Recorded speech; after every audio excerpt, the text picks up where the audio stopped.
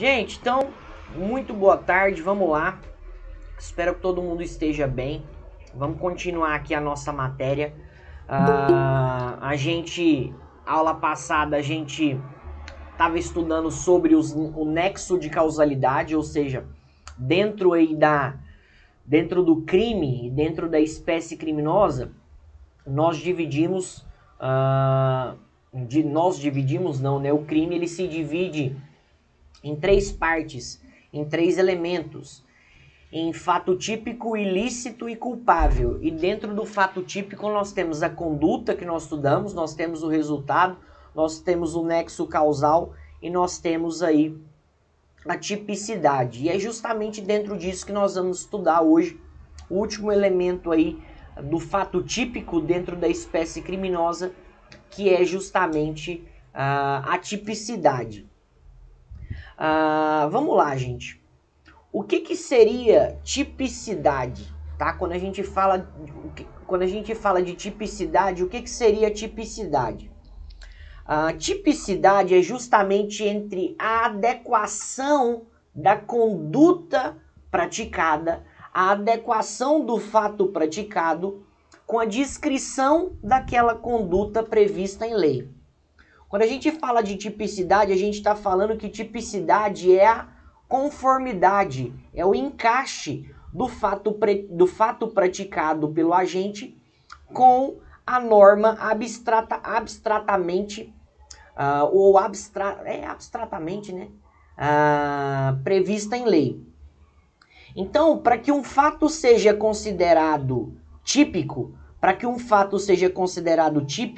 ele precisa estar adequado, ele precisa estar de acordo, ele precisa estar conforme o que é descrito na lei. Ou seja, a conduta, para ser tipificada como criminosa, ela deve estar prevista em um tipo penal como proibida. Exemplo, matar alguém ou subtrair bem alheio móvel para si ou para outrem. Quando algo só é considerado furto, algo só é considerado roubo, só são considerados figuras típicas porque existe uma previsão legal, existe um tipo penal proibitivo. Existe um tipo penal que proíbe essas condutas. Beleza. Quando a gente fala da adequação, essa adequação ela pode se dar tanto de maneira direta quanto de maneira indireta. Quando a gente fala de uma adequação típica ou a gente fala de uma adequação direta, a gente está falando de uma adequação imediata, quando os fatos praticados se amoldam ao modelo legal, sem a necessidade de se recorrer a outra norma. Então, como a gente falou agora, matar alguém está previsto ali no artigo 121. Subtrair coisa alheia móvel, previsto ali no artigo 155. Lesionar alguém ou causar lesão ou ferir a saúde de outrem, artigo 129. Ou apropriar-se de coisa alheia móvel, artigo 312, crime de peculato. Essa é uma adequação típica, essa é uma adequação direta. É a chamada pela doutrina de subsunção.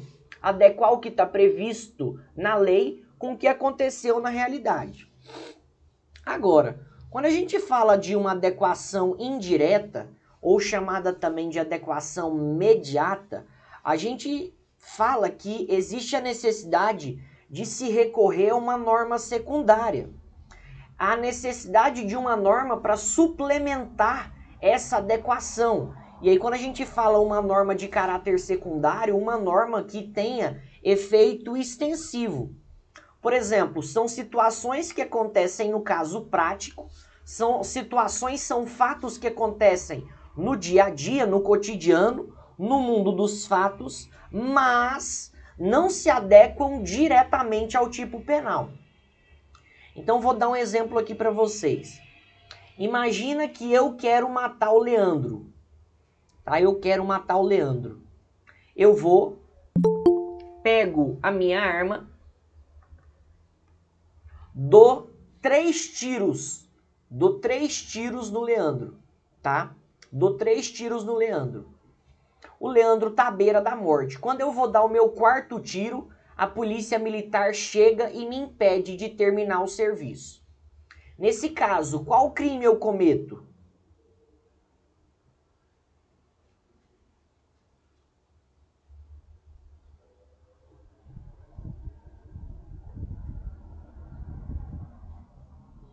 Vocês entenderam?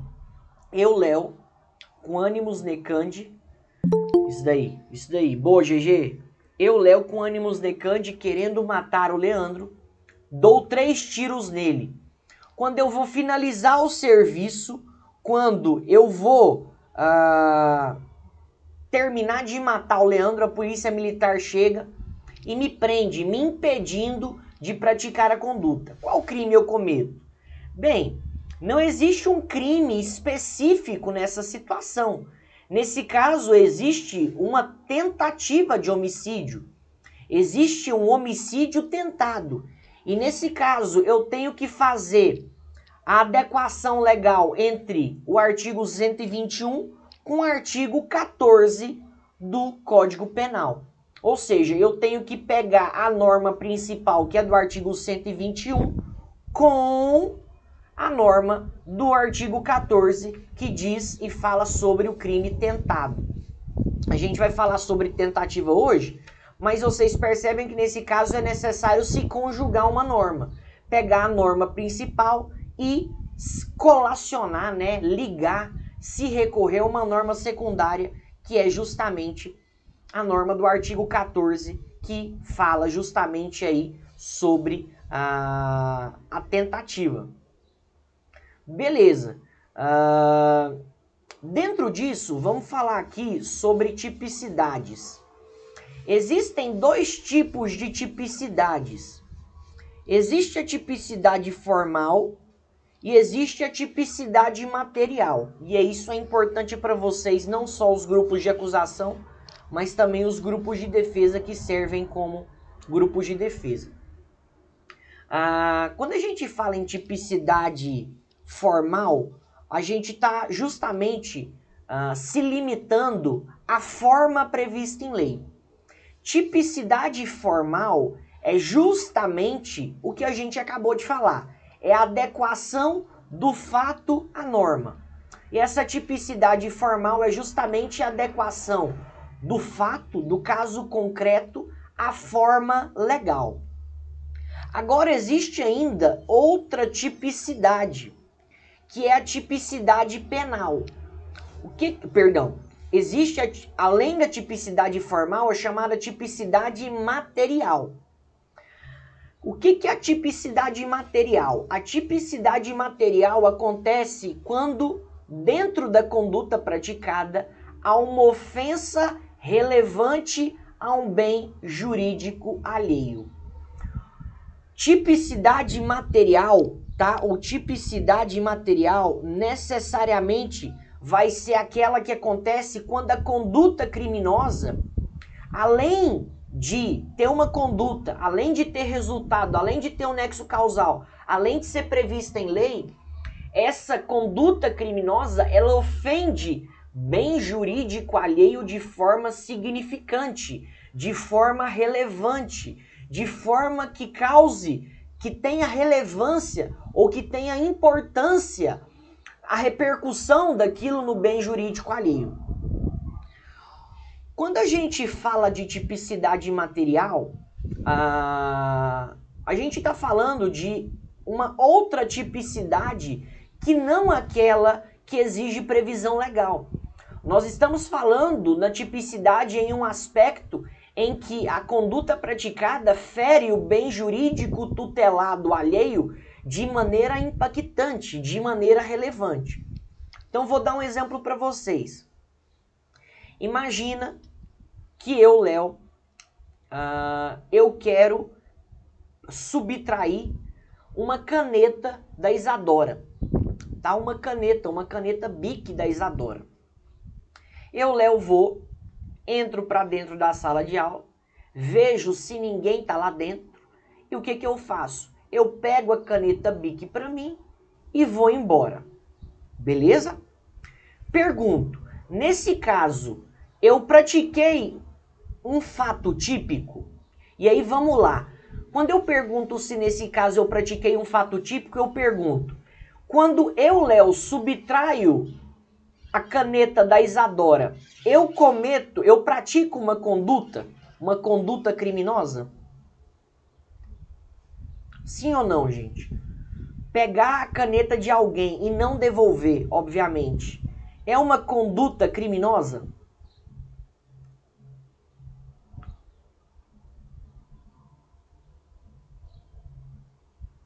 Gente, tudo bem? Como vocês estão? É uma conduta criminosa, né? É uma conduta. Por quê? Eu agi com vontade e com consciência. E a minha conduta foi dirigida a uma finalidade, qual? Pegar a caneta da Isadora. Teve resultado? Teve resultado? Teve resultado. E no caso, teve resultado naturalístico. Qual foi o resultado naturalístico? A Isadora ficou sem a caneta, certo? A Isadora ficou sem a caneta. Ela teve um bem que foi subtraído. Tem nexo de causalidade? Tem. O bem não seria subtraído se eu não tivesse ido lá e pegado. A Isadora não teria ficado sem a caneta se eu não tivesse ido lá e pegado a caneta. Beleza. Agora vamos lá. Dentro desse fato, eu, Léo, subtraí para mim uma caneta que era da Isadora. Existe tipicidade formal nesse caso? Existe tipicidade formal nesse caso? Formal. Existe tipicidade formal nesse caso?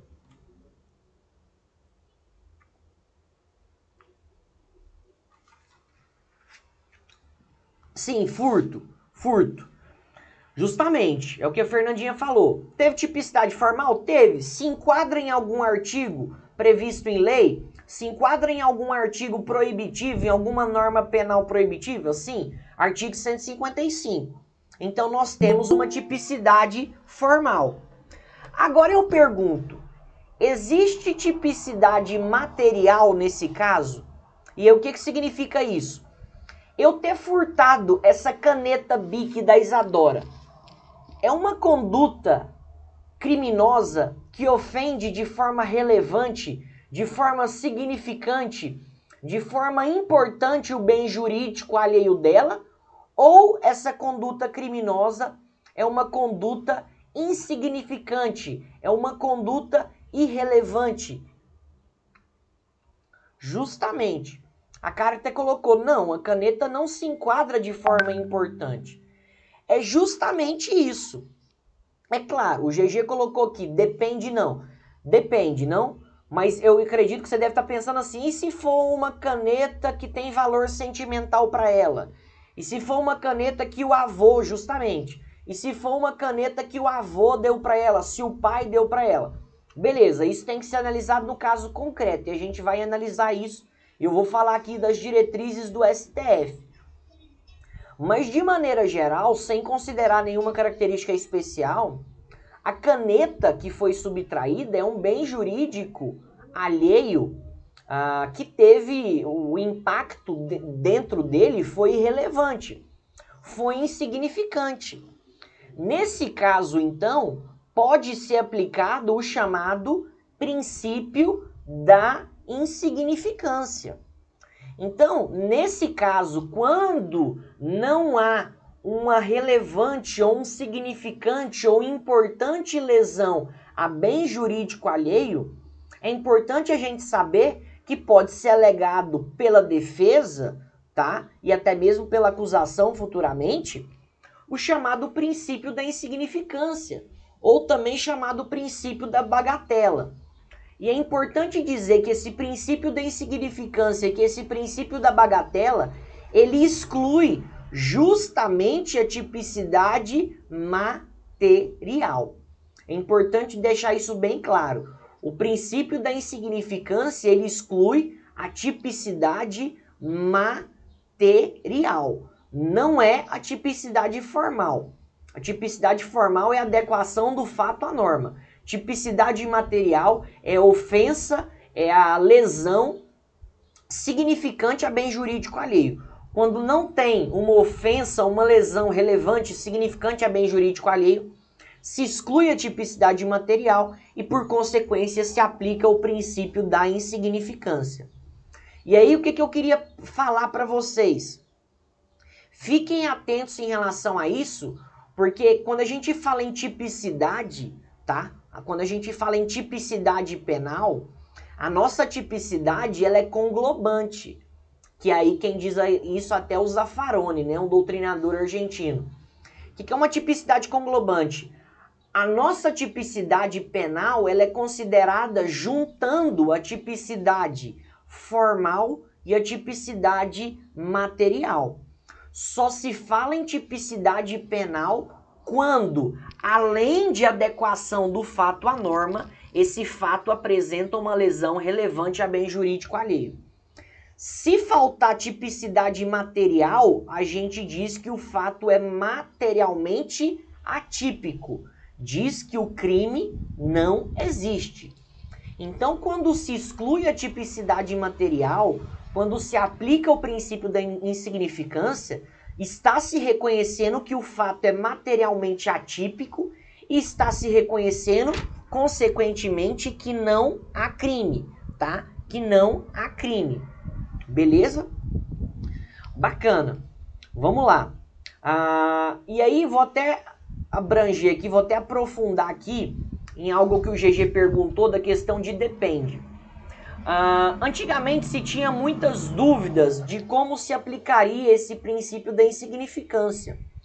Se esse princípio da insignificância ele se aplicaria ao caso concreto, se ele se aplicaria de maneira objetiva. E aí o STF ele foi e padronizou e ele indicou algumas diretrizes. Então para o STF é o que é a regra, tá, hoje, tá, gente? É jurisprudência do STF. Para o STF, para algo ser considerado como excludente de tipicidade material, para algo ser considerado abrangido pelo princípio da insignificância, é necessário preencher alguns requisitos ou algumas diretrizes, que são ausência de periculosidade social. Vou até anotar aqui, periculosidade social.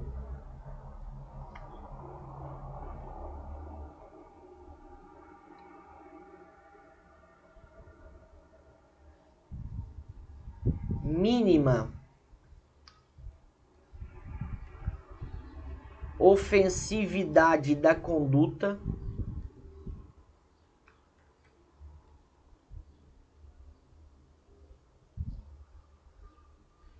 Inexpressividade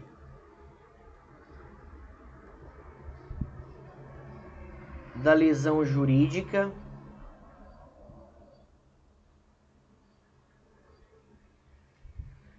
E reduzido ou reduzidíssimo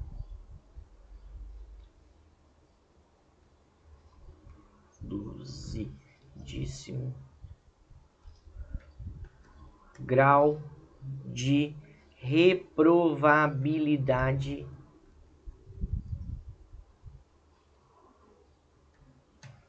do comportamento. Então, esses são os 4 requisitos para que seja aplicado o princípio da insignificância, tá, gente?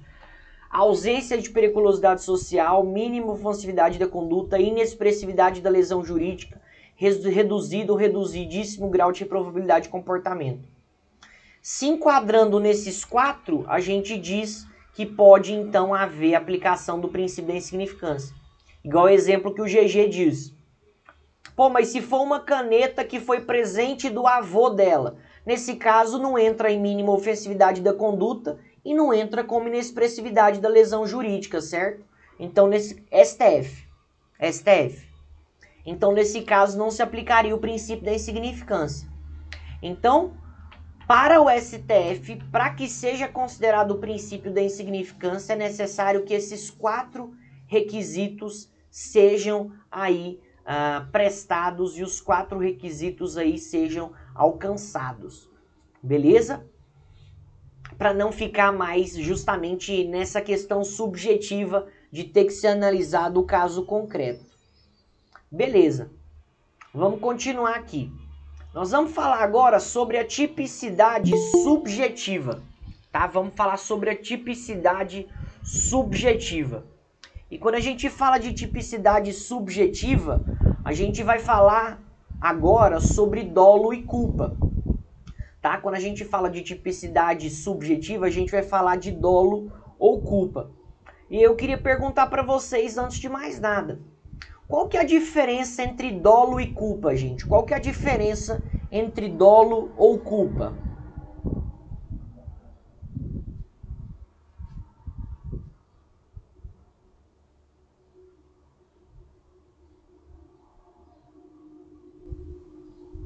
Qual que é a diferença, gente? O dolo, você tem a intenção de praticar o crime.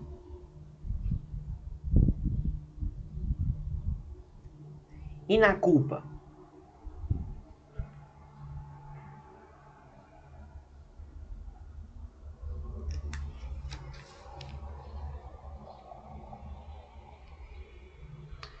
E na culpa, Caritinha? Culpa é imperícia, imprudência e negligência, a Fernandinha colocou. Justamente. Então vamos dar uma lembrada nisso. Até isso serve tanto para acusação quanto para defesa. Bom, onde a gente pode observar, onde a gente pode extrair da lei essa questão do crime culposo e crime doloso? O crime doloso ele está previsto ali no artigo 18, inciso 1 do Código Penal. O que diz o artigo 18, inciso 1 do Código Penal? Disse o crime doloso quando o agente quis o resultado ou assumiu o risco de produzi-lo. Bom, esse artigo 18, inciso 1, ele está trazendo para a gente dois aspectos do dolo. O primeiro aspecto do dolo, quando existe uma vontade direta do agente dirigida a um resultado penalmente proibido, que seria o dolo direto. Por exemplo, eu quero cometer estelionato contra alguém. Eu quero causar lesão corporal contra alguém. Eu quero ferir alguém. Eu quero matar alguém. Quando eu tenho, nesses exemplos que eu dei, quando eu tenho uma vontade e uma consciência dirigida diretamente a um resultado penalmente proibido, quando eu quero diretamente a ocorrência de um resultado, por exemplo, se eu quero ofender todo mundo da sala aqui, eu vou e ligo meu microfone e começo a xingar todo mundo. Olha, vocês, todo mundo são papapá.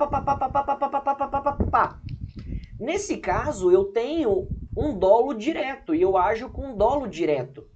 Eu ajo com a intenção, né, com o ânimos injuriandi ou ânimos difamandi de forma direta, porque eu quero diretamente praticar aquele resultado.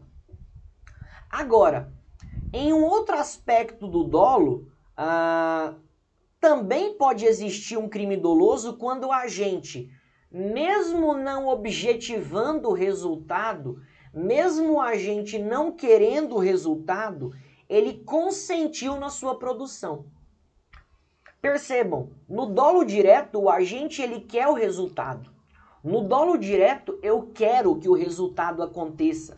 Eu quero, chegar no resultado penalmente proibido. No dolo direto. No dolo eventual, não. No dolo eventual, eu não quero o resultado. No dolo eventual, eu não quero o resultado.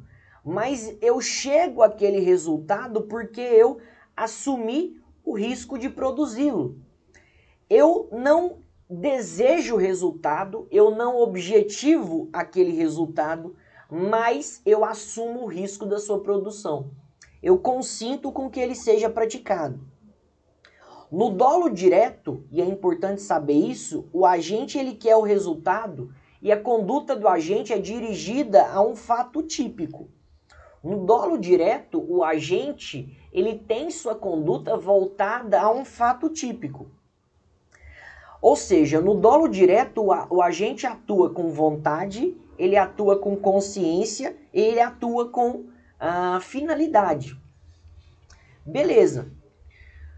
No dolo eventual, o agente, ele não tem a vontade. No dolo eventual, o agente, ele não tem a vontade. E ele também, quer dizer, ele não tem a vontade, ele tem a chamada previsão.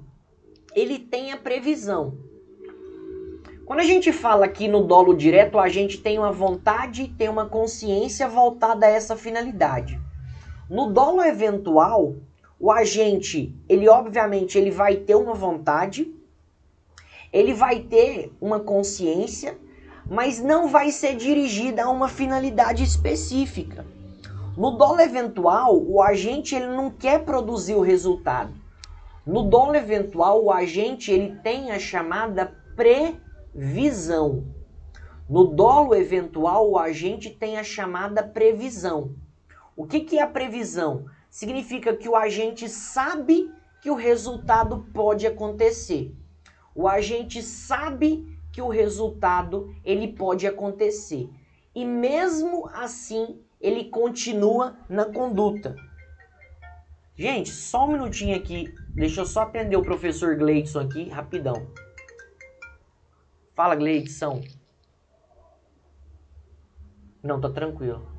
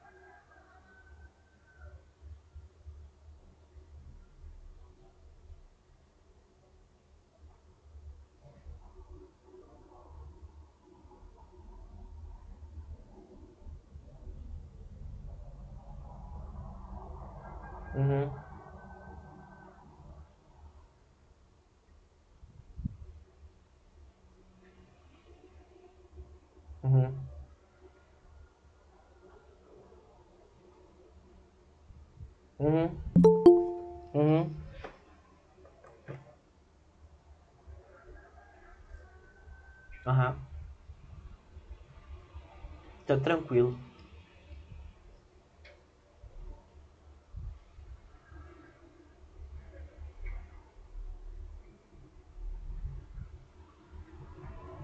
Não, beleza. Não, eu dou um jeito aqui. Qualquer coisa eu faço isso com 2 computadores.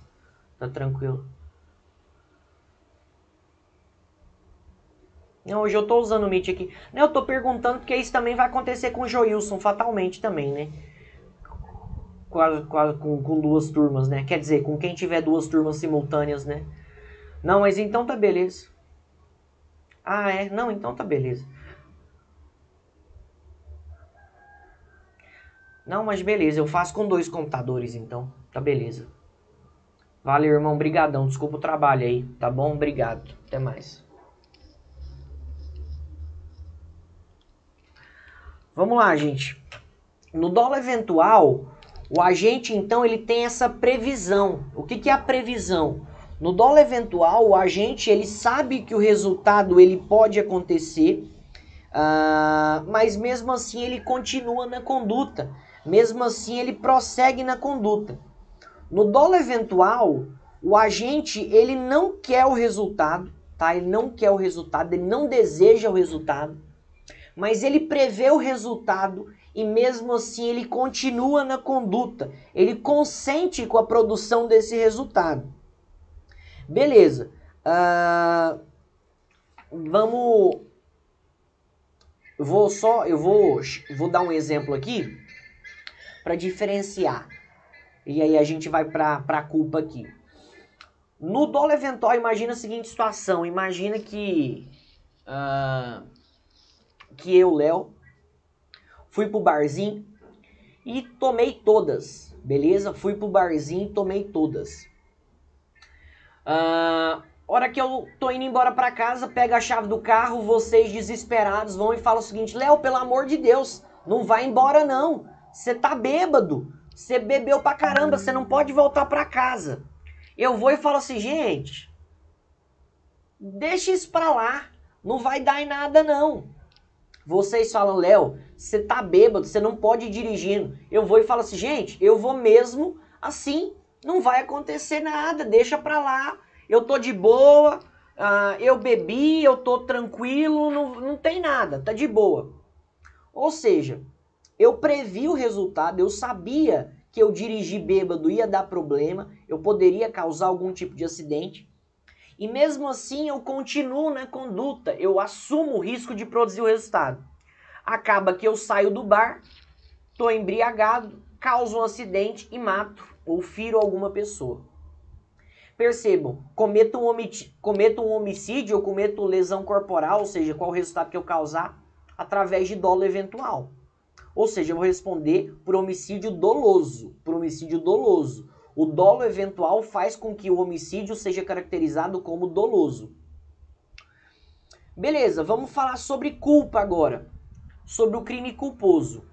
O crime culposo, ou no crime culposo, nós temos isso lá no artigo 18, inciso 2 do Código Penal, que diz, considera-se o crime culposo quando o agente deu causa resultado por imperícia, por imprudência ou por negligência, como a Fernandinha falou aí. No crime culposo, há uma quebra do dever do cuidado objetivo. No crime culposo, o agente ele tem a previsibilidade que o resultado pode acontecer. No crime culposo, o agente tem a previsibilidade que o crime pode acontecer. O que é a previsibilidade? Significa que um homem normal, um homem médio, ele tem condições de saber que determinado resultado é possível, que determinado resultado existe a probabilidade de acontecer. Então a previsibilidade é a capacidade que alguém, a capacidade que um homem médio tem de prever, ou capacidade de um homem médio entender que um resultado é possível de acontecer. Beleza. No crime culposo, o agente ele tem um dever de cuidado objetivo naquela conduta, com aquele bem jurídico, e ele quebra esse dever, esse dever de cuidado objetivo com essa conduta de 3 maneiras. Ou por imperícia, ou por imprudência, ou por negligência. Por imprudência é quando o agente age além dos limites, quando o agente ele atua sem cautela nenhuma. Nesse caso, o agente, então, ele extravasa, né? Ele age além dos limites. Por exemplo, um cara anda de moto em alta velocidade e atropela um indivíduo que estava passando na faixa de pedestre. Perceba, ele foi imprudente, o motociclista. Ele acelerou muito mais do que ele devia. Ele extrapolou os limites razoáveis. Na negligência, o agente deixa de agir para evitar o resultado. Na negligência, o agente ele é omisso, o agente deixa de tomar o cuidado necessário, ou ele deixa de começar a agir quando necessário, deixa de tomar a cautela necessária para impedir o resultado. Exemplo, uma mãe que deixa um produto tóxico ao alcance do seu filho. E aí acontece do menino pegar o produto tóxico, ingerir e falecer. E a imperícia é quando ocorre uma inaptidão, né? Uma inaptidão técnica, ou uma inaptidão da profissão, ou uma inaptidão da inatividade. O agente não tem o conhecimento necessário ou habilidade para realizar o exercício de uma atividade. Exemplo, um médico dermatologista que faz um procedimento cirúrgico no coração de alguém. Ele é imperito, né? Ele é imperito, ele não tem habilidade técnica para isso. Beleza. Então, e aí o que eu queria falar para vocês? Qual que é a diferença, gente? Pergunto para vocês, qual que é a diferença de considerar um crime ser previsto de maneira dolosa e um crime ser previsto de maneira culposa? Tem diferença, gente? de um crime ser praticado de maneira dolosa e um crime ser praticado de maneira culposa? Qual que é a diferença? O que que isso importa de diferença para o cliente? Vamos considerar vocês como advogados. O que que isso importa? Por exemplo, no caso de um homicídio, qual que é a diferença, qual que é a vantagem ou a desvantagem de alguém ser processado por homicídio doloso ou por homicídio culposo? Aplicação da pena, né? A pena é menor. A pena é menor. Então, no próprio tipo penal, se tem uma pena menor para o crime culposo. Beleza? No próprio tipo penal se prevê uma pena menor para o crime culposo. Os crimes culposos possuem uma pena menor. Beleza. Agora, vamos falar só sobre as espécies de culpa aqui, rapidão. A culpa ela pode ser dividida em culpa consciente e culpa inconsciente. A culpa inconsciente é essa que eu disse para vocês, é aquela que o agente ele tem previsibilidade do resultado, ele tem uma capacidade de prever que o resultado pode acontecer, sendo que há uma quebra do dever de cuidado objetivo. É a culpa comum, tá? É a culpa tradicional. Na culpa inconsciente, o agente ele não prevê o resultado, ele realiza a quebra do dever de cuidado objetivo, sendo que era objetivamente previsível, tá? Ou seja, o agente ele conseguia prever, ele tinha a capacidade de prever que o resultado poderia acontecer e mesmo assim ele se descuida e quebra o dever de cuidado objetivo. Agora, existe a chamada culpa consciente. O que é a culpa consciente? Na culpa consciente, o resultado ele é previsível. Na culpa consciente, o agente ele tem a chamada também previsão. Enquanto na culpa inconsciente, o agente tem a chamada previsibilidade, que é a capacidade de prever que o resultado pode acontecer. Na culpa consciente, o agente tem efetiva previsão. Na culpa consciente, o agente sabe que o resultado pode acontecer.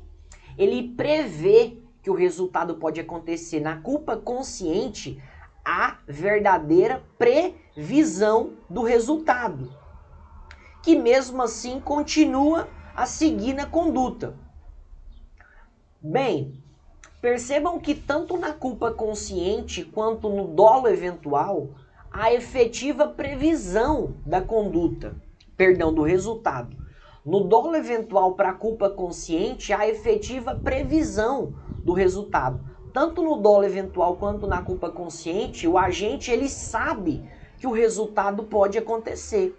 Ele não simplesmente tem a possibilidade ou a capacidade de prever. Não, no dolo eventual e na culpa consciente, o agente sabe que pode acontecer. Qual que é a diferença do dolo eventual para a culpa consciente? Primeiro, as semelhanças. Tanto no dolo eventual quanto na culpa consciente, o agente não quer o resultado. O agente não quer o resultado. Tanto no dolo eventual quanto na culpa consciente, o agente tem previsão. O agente tem previsão do resultado. Agora as diferenças. No dolo eventual, o agente assume o risco de produzir o resultado, ele age com indiferença, ele dá de ombros. Exemplo que eu dei, bebi, todo mundo falou pra mim, Léo, não vai embora dirigindo. Eu vou e falo o quê? Não, gente, eu vou voltar mesmo assim, não tô nem aí. Eu quero voltar. E na culpa consciente? Na culpa consciente, o agente, ele crê sinceramente que nada vai acontecer. Na culpa consciente, o agente acredita, ele crê sinceramente que nada vai acontecer. Ele age com excesso de confiança. Ele age com excesso de confiança. Exemplo, eu saio para beber, não vou para um barzinho, vou para beber. Bebo.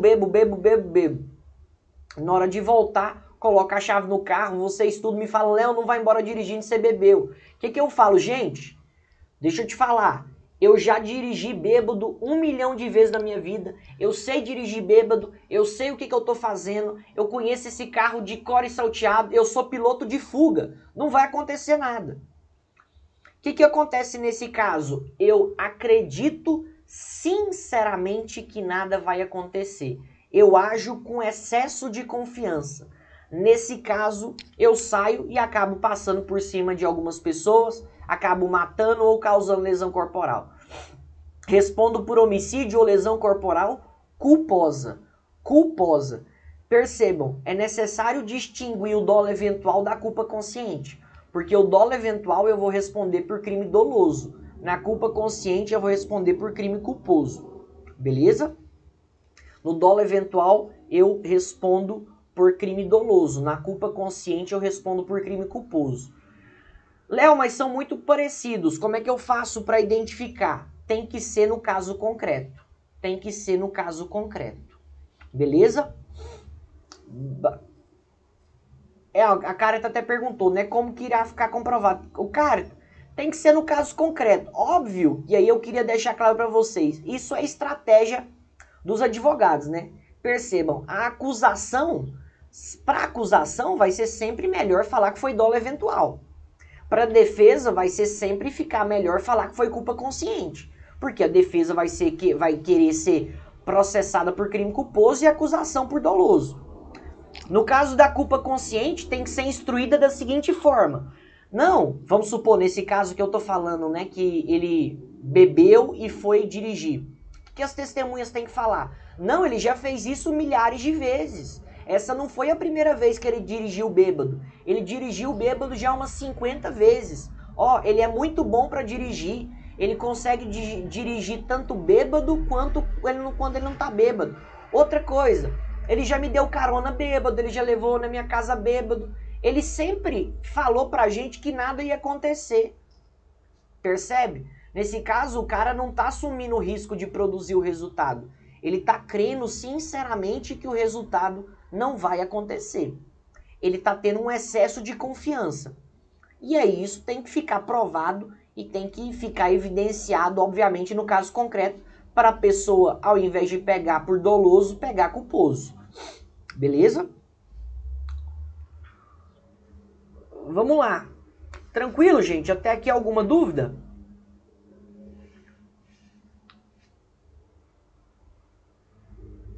Tranquilo? Não, então beleza, então. Vamos lá, gente. Continuando aqui, vamos falar agora sobre crime consumado e crime tentado. Quando a gente fala de crime consumado, a gente está dizendo, ou a gente está falando que crime consumado é aquele que nele se reúnem todos os elementos da sua definição legal. Isso está lá no artigo 14. Exemplo, no crime de homicídio, a consumação se dá com a morte da vítima. O crime de lesão se consuma quando o agente ofende ou lesiona a integridade corporal ou a saúde de outrem. No crime, por exemplo, de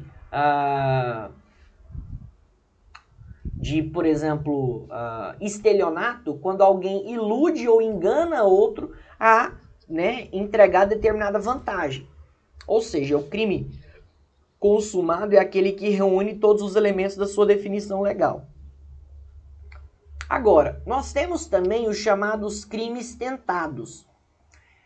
O crime tentado, ele está lá no artigo 14, só que está no inciso 2 do Código Penal.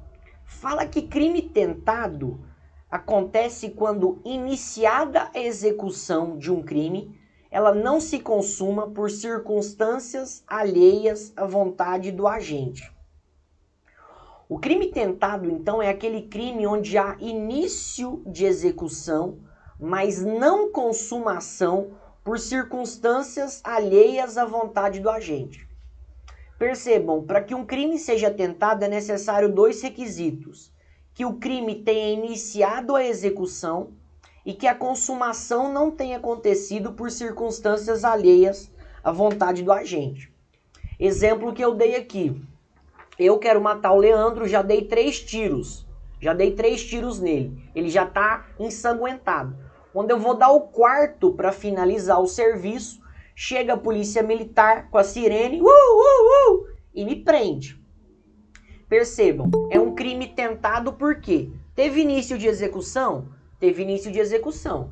Eu comecei a matar ele, eu iniciei o processo, né, de homicídio? Sim, dei 3 tiros. E por que o crime não se consumou? Por circunstâncias alheias à vontade do agente. Por circunstâncias fora do meu controle. Por exemplo, a polícia não chegou. Então a tentativa, gente, é a realização incompleta do tipo penal. A tentativa é a realização incompleta do modelo descrito em lei. No crime tentado nós temos justamente atos de execução, mas a consumação ela não acontece por circunstâncias que independem da vontade do agente. Ou seja, essas circunstâncias alheias à vontade do agente têm que ser circunstâncias que fogem do meu controle. Tem que ser circunstâncias que fogem da minha condição. O crime não se consuma por circunstâncias fora do meu grau de atuação. Em relação à tentativa, o que é importante saber? A tentativa, ela tem uma pena menor do que um crime consumado. A tentativa, ela tem uma pena menor do que o crime consumado. O crime tentado, ele tem a sua pena reduzida de 1/3 a 2/3, tá? A tentativa, nós temos uma redução de pena de 1/3 a 2/3. Esse é um critério objetivo de punição, porque não se pode punir a tentativa com a mesma pena do crime consumado, já que o crime consumado tem um resultado mais grave. Então, já que o agente não conseguiu efetivamente alcançar o resultado, a pena tem que ser reduzida de 1 a 2/3. E aí, como que fica essa mensuração de 1/3 ou 2/3? Quanto mais perto de alcançar o resultado, menor a redução. Quanto mais longe de alcançar o resultado, maior a redução. Em relação à tentativa, a gente consegue perceber algumas situações aqui que eu queria falar com vocês e vão servir ali no caso concreto. Que são os institutos da desistência voluntária, do arrependimento eficaz, do arrependimento posterior e do crime impossível. Seguinte, o que é desistência voluntária, o que é arrependimento eficaz, o que é arrependimento posterior e o que é crime impossível? Isso está lá no artigo 14, está lá no artigo 15, está lá no artigo 16 e está lá no artigo 17 do Código Penal. Eu vou dar um exemplo eu vou dar alguns exemplos aqui para vocês e aí vocês me falam como que a gente procede nesse caso, beleza? Imagina que eu, Léo, eu quero matar o GG, quero matar o Gesiel. Eu, Léo, pego minha arma, vou atrás do Gesiel, onde ele está, dou um tiro no Gesiel, lembrando que eu quero matar ele. Dei um tiro, o Gesiel caiu. Eu, Léo, poderia continuar na conduta. Poderia dar 2 tiros, poderia dar 3 tiros, poderia dar 4 tiros, poderia dar 5 tiros. Só que eu voluntariamente desisto. Eu voluntariamente falo, não quero mais atirar. Coloco a mão na minha consciência, na minha cabeça e falo, meu Deus, o que eu acabei de fazer? Acabei de dar um tiro no meu amigo. Vou e desisto de prosseguir na conduta. Nesse caso, eu respondo por quê? Eu respondo pelo quê?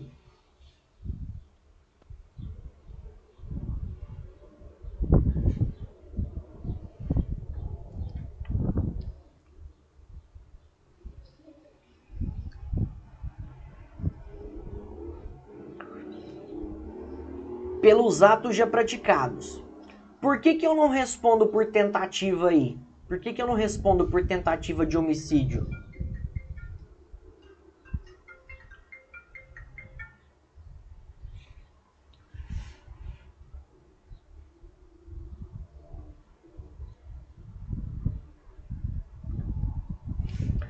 Porque o crime, o resultado não deixou de acontecer por circunstâncias alheias à minha vontade.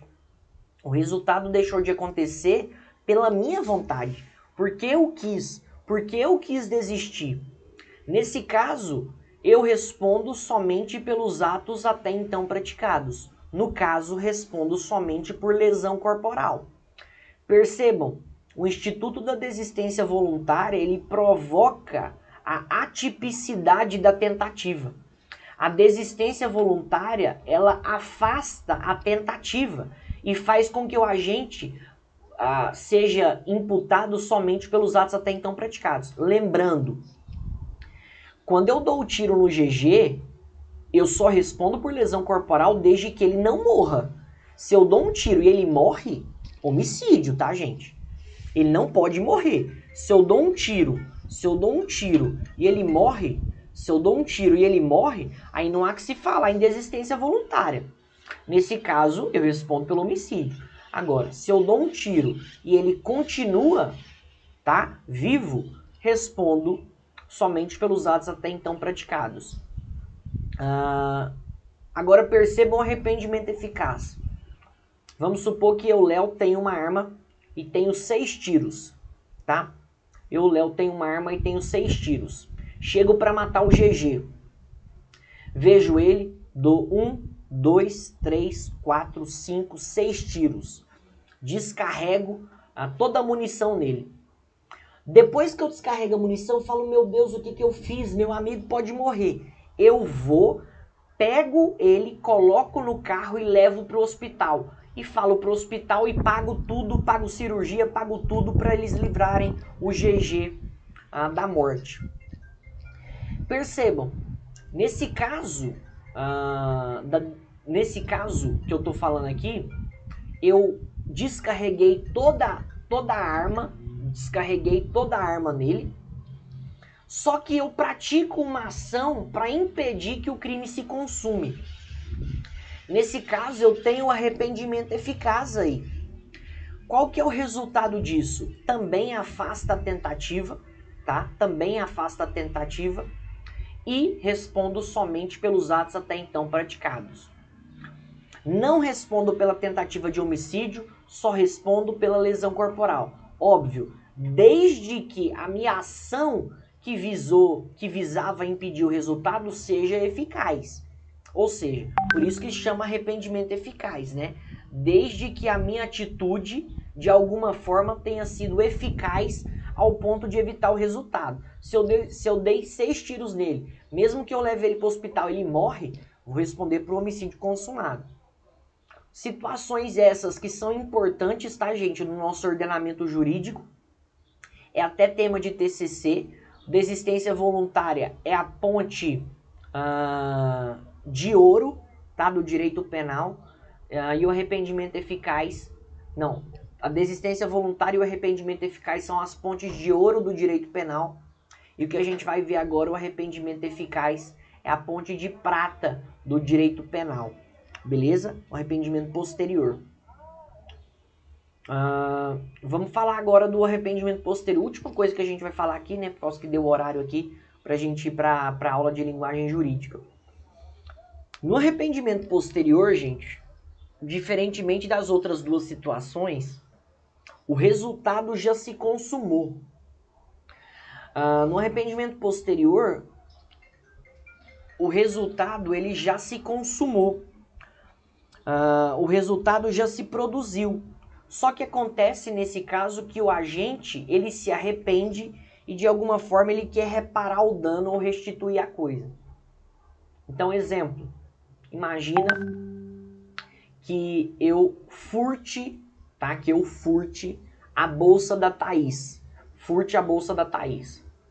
Subtrair a bolsa da Thaís sem violência, sem grave ameaça, tá bom? Fui embora. Crime já se consumou, obviamente, teve a inversão da posse, crime já se consuma. Eu vou, me arrependo e falo assim, gente, tô com a bolsa da Thaís, olha que bobeira que eu fiz, às vezes ela tá precisando da bolsa, fiz uma coisa errada aqui. Eu, Léo, voluntariamente, vou até a Thaís e entrego a bolsa para ela, restituo a coisa para ela, ou de alguma forma eu reparo o dano. Falo, Thaís, quanto é que foi a sua bolsa? E nesse caso eu vou e pago o valor da bolsa para ela. Para esse arrependimento posterior acontecer, são necessários alguns requisitos. Quais são esses requisitos? Não vale para crime com violência ou grave ameaça. Só vale para crime sem violência ou grave ameaça. Por isso que não vale arrependimento posterior para homicídio, né, gente? Matou a pessoa, chega lá, eu matei seu esposo. Toma aqui o corpo dele, eu tomo aqui 100 mil pela vida dele. Não tem sentido. Então, arrependimento posterior só vale para crime sem violência ou grave ameaça. Esse arrependimento tem que acontecer até o oferecimento da denúncia, tá? Tem que acontecer até o recebimento, até o oferecimento da denúncia ou da queixa, tá? Até o recebimento da denúncia ou da queixa. E, enfim, a diminuição de pena é de 1/3 a 2/3. O cara vai responder pelo crime, mas com redução de 1/3 a 2/3. Beleza? Tranquilo, gente? Tranquilo até aqui? Tranquilo até agora?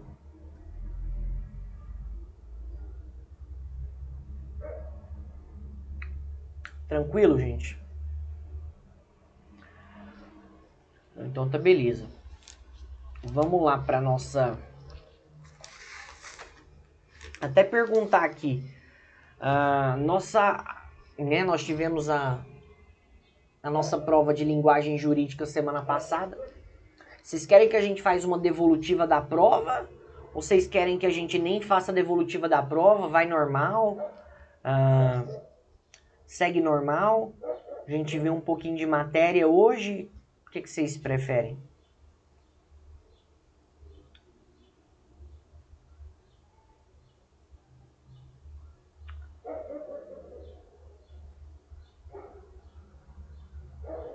E aí, gente?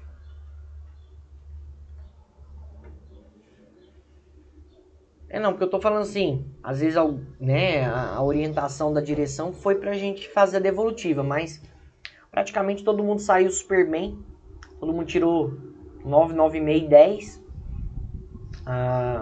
Pensei da gente continuar mesmo a nossa matéria aqui, mas se alguém achar que a gente deve fazer a devolutiva, a gente faz, beleza?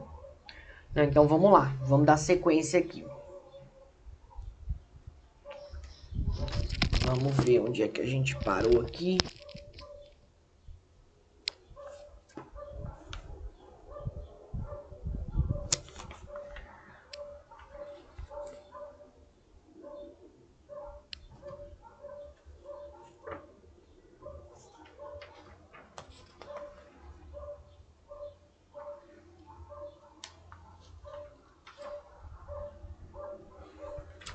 Beleza, então vamos lá. Vamos fazer um pouquinho aqui da nossa matéria de linguagem jurídica aqui, tá? Estamos ainda falando sobre vocabulário jurídico, né? Sobre escolha lexical de vocabulário. Então vamos lá. Hoje nós vamos começar falando sobre a diferença entre plebiscito e referendo. Vou até anotar aqui. Diferença entre plebiscito e referendo. Acredito que vocês já devem ter ouvido falar dessas duas palavras. Vocês sabem quais são a diferença ou quais seriam as diferenças entre plebiscito e referendo, gente?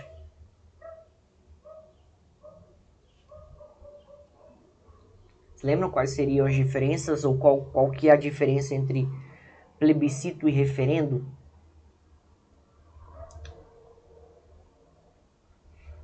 Bom, ambos os termos, tá? Tanto plebiscito quanto referendo diz respeito a consultas feitas ao povo. Dizem respeito a consultas populares, tá? Tanto o plebiscito quanto o referendo diz respeito a consultas perante o povo, consultas populares sobre alguma matéria de relevante assim, importância.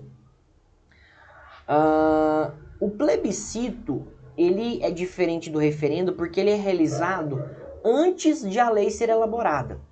Justamente, igual o GG falou aí. O plebiscito ele é feito antes da lei ser elaborada, antes da matéria estar pronta. No plebiscito se submete a matéria à consulta do povo para que, caso haja aprovação, seja a lei elaborada em harmonia com a vontade popular. Exemplo de plebiscito, quando a nossa Constituição nova entrou em vigor, ali no artigo 3º e no artigo 2º e no artigo 3º da DCT, falaram para realizar um plebiscito, né, sobre a forma de governo, o sistema de governo, e esses foram objetos de escolha pela vontade popular, ou seja, antes da lei estar pronta. Já o referendo, a uma consulta popular é feita posterior, ela é feita a posteriori. No referendo, a consulta popular é feita depois de uma lei já aprovada. Ou seja, no referendo é levado a consulta ao povo, é levado para que o povo vote depois que a lei já esteja aprovada. Então, no referendo, já tem uma lei pronta, já tem uma lei aprovada, já tem uma matéria pronta, e aí é necessário que se submeta aquela matéria à aprovação popular. Se o povo referendar aquela matéria, pronto, ela entra em vigor. Se o povo não referendar, ela não entra em vigor. Exemplo de referendo que a gente tem, ou teve, né, recente, foi em 2005, lá no Estatuto do Desarmamento. Né, foi feita a pergunta: o comércio de arma de fogo e de munição deve ser proibido no Brasil? Ou seja, a lei já estava pronta, o Estatuto do Desarmamento já estava pronto, o artigo 35 já estava pronto, foi levada à consulta popular e o povo votou não no referendo, ou seja, possibilitando aí o comércio de armas de fogo. Exemplo aí de plebiscito aí, para a gente poder até falar, plebiscito que teve no Pará em alguns anos anteriores. Eles queriam, né, dividir o Pará em outros 3 estados, dividir o Pará em Carajás, esqueci o nome dos outros estados agora. Quando vai haver essa subdivisão de estados ou subdivisão de municípios, é necessário que seja feita justamente isso. É necessário que seja feita uma consulta popular ao povo. Se a consulta popular foi feita antes da lei estar pronta, plebiscito. Se a consulta popular foi feita depois da lei estar pronta, então nós temos o referendo. Próxima grupo aí de palavras que nós temos para lembrar da diferença entre elas ou falar de quando que devem ser utilizadas de maneira correta é justamente a recepção e a repristinação. Então vamos até colocar aqui. Recepção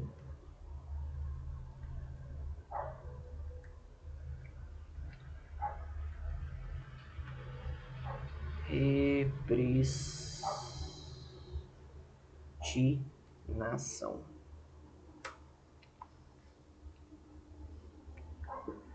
Então, recepção e repristinação. Qual que é a diferença entre recepção e repristinação? Quando a gente fala sobre recepção e repristinação, é preciso a gente ter em mente a situação em que uma nova Constituição entra em vigor. Uma nova Constituição entra no ordenamento jurídico, entra em vigor no ordenamento jurídico. Quando uma nova Constituição entra em vigor no ordenamento jurídico, nós temos a total revogação da Constituição antiga. Se uma nova Constituição, uma Constituição de 2021, entrar no ordenamento jurídico ano que vem, o que vai acontecer com a nossa Constituição atual?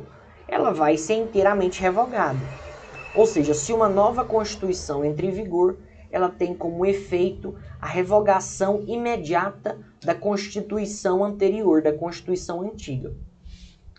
Beleza. O que acontece então com a legislação infraconstitucional? O que acontece com a legislação inferior à Constituição? O que acontece com ela? Ela também é revogada? Depende. Se as normas infraconstitucionais forem materialmente compatíveis com a nova Constituição, elas vão ser recebidas, elas vão ser recepcionadas. Se as normas infraconstitucionais elas forem materialmente incompatíveis, ou seja, tiverem um conteúdo incompatível com a nova Constituição, aí nesse caso elas não vão ser recepcionadas, elas vão ser revogadas. O que é recepção então? Recepção é a aceitação pelo ordenamento jurídico das normas infraconstitucionais que sejam materialmente, ou seja, que tenham conteúdo compatível com a nova Constituição. Beleza? Se tiver conteúdo compatível, nesse caso elas são recepcionadas, elas são aceitas no ordenamento jurídico. Já a repristinação é um fenômeno que não tem aplicação no Brasil. A repristinação é a recuperação da vigência de uma norma revogada em razão de a norma revogadora haver perdido a vigência. É a mesma coisa, vamos supor o seguinte, imagina que tem uma Constituição, como a gente, né, Constituição agora de 88, e nós temos o Código Penal. Vamos supor que vem uma Constituição em 2021, e revoga o Código Penal. Pronto. Repristinação seria o seguinte: e se em 2022 vem uma nova Constituição e revoga a Constituição anterior? Se a Constituição anterior foi a que revogou o Código Penal, quando ela desaparece, o Código Penal é restaurado? Repristinação seria justamente isso. É a recuperação da vigência de uma norma revogada em virtude da extinção da norma revogadora, ou em virtude da norma revogadora ter perdido vigência, né, ou ter sido extinta. No Brasil, esse fenômeno ele não é admitido, a não ser que ele seja previsto expressamente no ordenamento jurídico. Se ele for previsto expressamente no nosso ordenamento jurídico, conforme está lá no artigo 2º, parágrafo 3º da LINDB, aí sim admite-se a repristinação. Caso não haja previsão legal, não há que se falar em repristinação aqui no nosso ordenamento jurídico. Beleza. Outro grupo de palavras aqui para a gente diferenciar e para a gente estabelecer as diferenças entre eles. É justamente a resilição, rescisão e resolução. Vou colocar aqui.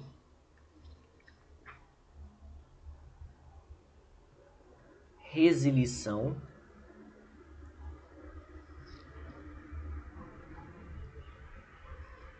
Rescisão.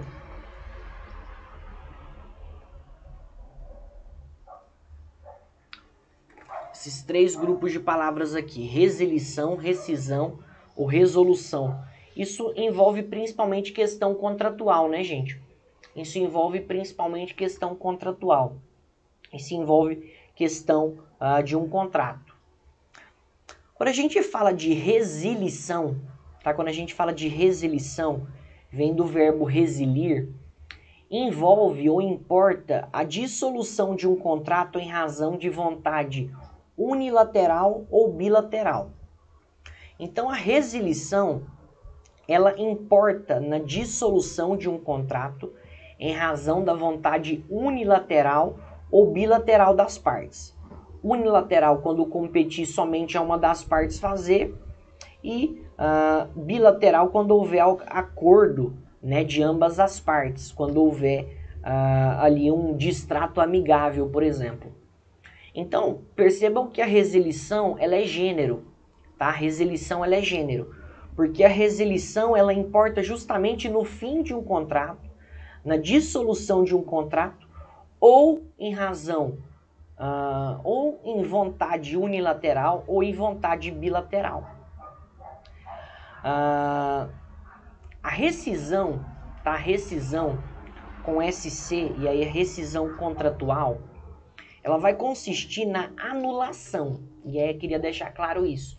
A rescisão contratual, ela vai consistir na anulação, por meio de uma decisão judicial dos efeitos jurídicos de um contrato, de um ato ou de uma convenção, em razão de algum vício jurídico que aquela padeça.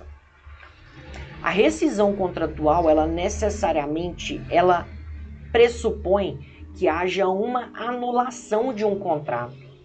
Na rescisão contratual, a gente está falando que há a anulação de um contrato.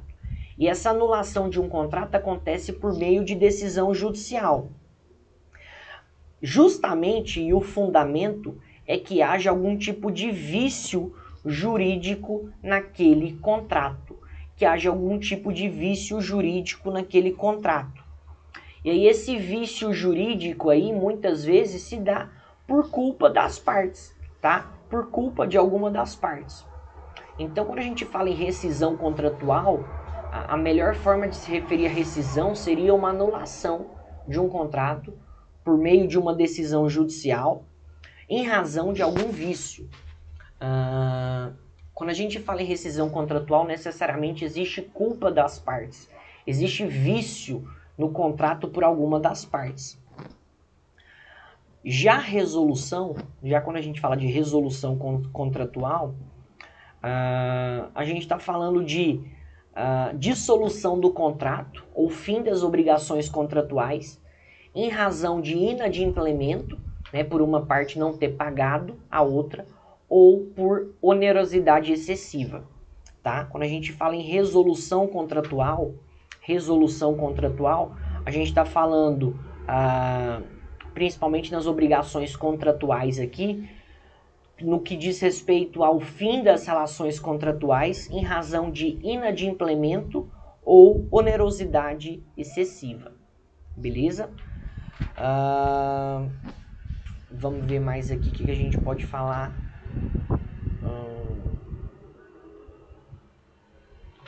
Tá, vamos falar aqui de sequestro e arresto.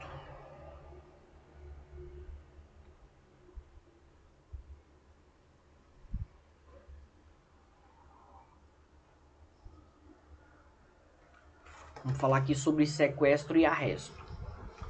Bom, vou falar especificamente aqui no processo civil, né? Sequestro e arresto, eles são tutelas de urgência de natureza cautelar. Tanto sequestro quanto arresto são tutelas de urgência de natureza cautelar para garantir que determinada obrigação seja cumprida, para garantir que determinada obrigação seja feita. No processo penal também, né, tem esse caráter cautelar, para garantir que a obrigação seja cumprida, para garantir que a obrigação seja feita. O sequestro acontece quando a apreensão recair sobre bem litigioso, tá? Sequestro acontece quando a apreensão recair sobre bem litigioso, e arresto quando recair sobre bens que não estejam envolvidos no litígio. Então a principal diferença entre arresto e sequestro, tanto arresto quanto o sequestro, eles envolvem a natureza cautelar do processo para garantir que o processo seja cumprido, para garantir que o processo seja feito, são tutelas de urgência. Quando houver sequestro, quando se falar em sequestro, a gente está falando de um bem que foi sequestrado, necessariamente um bem, tá, que tem algum tipo de litígio, algum bem que tem algum tipo de problema. Por exemplo, no processo penal, aquele bem que foi produto de crime, ou aquele bem que foi comprado com dinheiro do crime.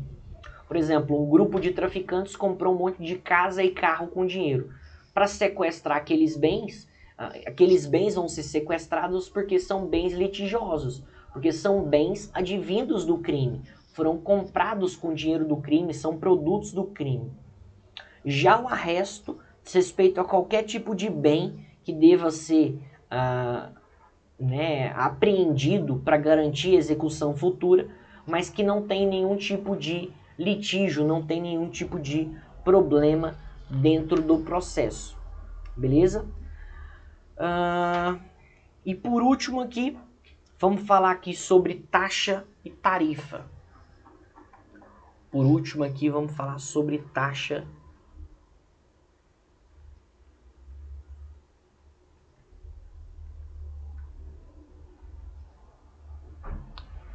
Vamos falar aqui sobre taxa e tarifa.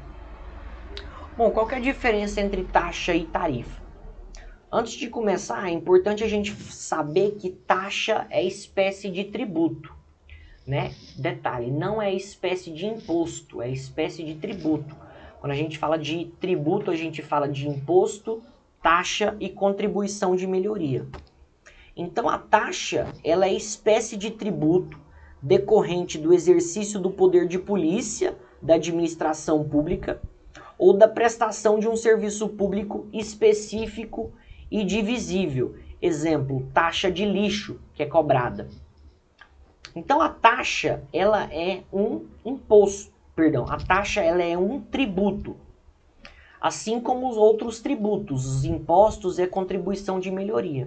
Então a taxa, ela é um tributo decorrente justamente do exercício do poder de polícia da administração pública, ou a gente pode chamar de taxa a prestação de um serviço público específico e divisível, que possa ser dividido, que possa ser identificável. Exemplo, taxa de lixo. Já a tarifa, quando a gente fala em tarifa, a gente está se referindo ao chamado preço público. Tarifa é a mesma coisa que preço público. A tarifa, ela não é tributo, até porque ela não tem natureza tributária. A tarifa, ela tem aspecto e ela tem uma relação contratual, tá? Até porque a tarifa, ela é prevista ali no Código de Defesa do Consumidor. Então a tarifa, ela não tem natureza tributária, ela tem uma relação contratual. Quando a gente fala em tarifa, a gente fala justamente da cobrança, né, de uma tarifa de atividades que sejam desempenhadas pelo Estado ou por empresas concessionárias ou permissionárias de serviço público, e normalmente se trata de serviços indivisíveis, serviços destes chamado de uti universi. O que é um serviço uti universi? É aquele serviço prestado a todos que não pode, por exemplo, ser identificável, que não pode ser repartido. Então, serviço uti universi, serviço de transporte público, telefonia, energia elétrica, são pagos então tarifas de telefonia, tarifas de transporte público, tarifas de energia elétrica. Por quê? Porque são preços públicos que são cobrados a todos. E não se pode distinguir e identificar quem que vai ser cobrado, porque todo mundo são cobrados.